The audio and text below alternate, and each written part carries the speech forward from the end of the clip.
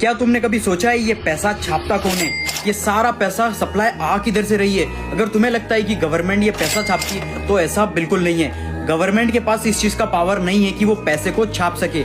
फिर ये खाली कागज का टुकड़ा जिसका हमें पता ही नहीं है कौन छाप रहा है, हमारी जिंदगी में इतनी ज्यादा वैल्यू क्यों रखता है? हिस्ट्री में जितना भी लेन देन ट्रेड होता था वो होता था बार्टर ट्रेड। किसी को दूध के बदले चावल दे दिया, किसी को नमक के बदले आटा दे दिया। फिर सोने के सिक्कों पर ट्रेड होने लगा क्योंकि सोने के सिक्के कुछ ना कुछ वैल्यू होल्ड करते थे।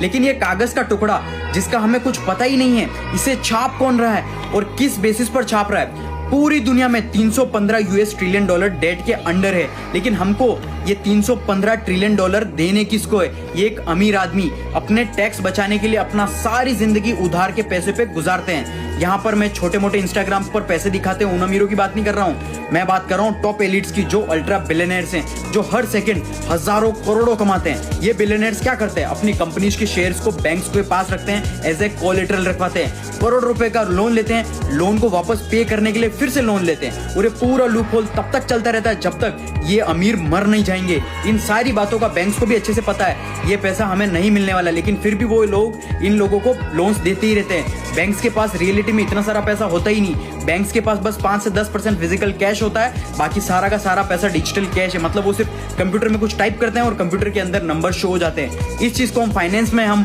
फाइनेंशियल रिजर्व बैंकिंग बोलते हैं। ये सारी चीजें बहुत ही ज्यादा कॉम्प्लिकेटेड बनाई गई हैं ताकि कोई गरीब और मिडिल क्लास कभी समझ ही ना पाए। लेकिन अगर तुम थोड़ा सा फोकस करोगे तुम्हें समझ में आ जाएगा कि ये सिस्टम डिजाइन ही इस तरीके से किया गया है कि मिडिल क्लास और गरीब लोग हमेशा इस कागज के टुकड़े के नीचे दबे रहे और टॉप एलिट्स बिलियनर्स उनका पैसा वेल्थ ग्रो करते ही रहे, हर दिन अमीर बनते ही रहे। ऐसा और वैल्यूबल कंटेंट के लिए मुझे फॉलो जरूर कर लेना।